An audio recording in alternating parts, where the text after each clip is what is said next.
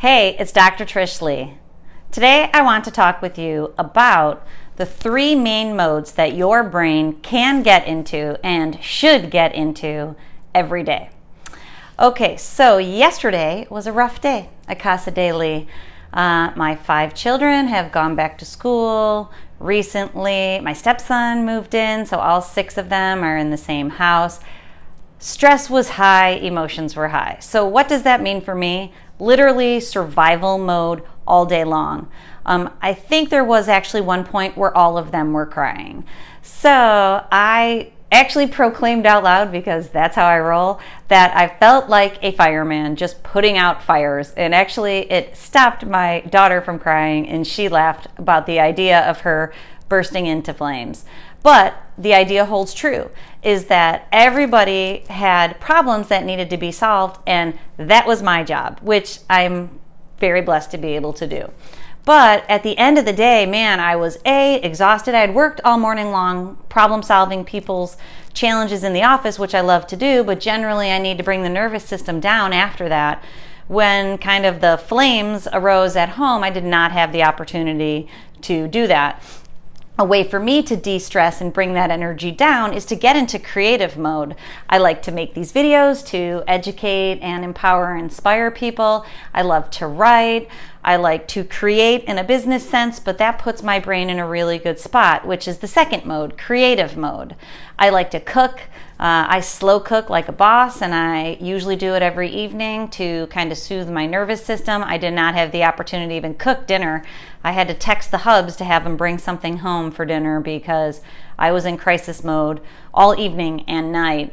And then, of course, I had a glass of wine, which is the exact opposite of what you're supposed to do to bring the nervous system down, even though it was lovely having a glass of wine on the back porch with my hubby. But you get the point. Survival mode can really ramp up the system, and really what balances it is creative mode and finding the thing that feels good to your system to relax, but also to be kind of at the perfect speed. The third mode is sleep. People don't realize that sleep is neurointegration. It helps your brain integrate everything that happened throughout that day. And if you know me, you'll constantly hear me talk about debriefing myself. When things happen, I spend alone time bringing my brain down and thinking about the things that happened, my response to them, and actually I did this last night with a glass of wine, my response to them, and thinking about how I might have handled something better, or appreciating the things that I did well and learning from my experiences of the day. Then when I go to sleep and I've kind of already parsed through all that stuff, it's not lingering in my nervous system. So I laid down and was able to get a great night's sleep, even though the day was chaotic.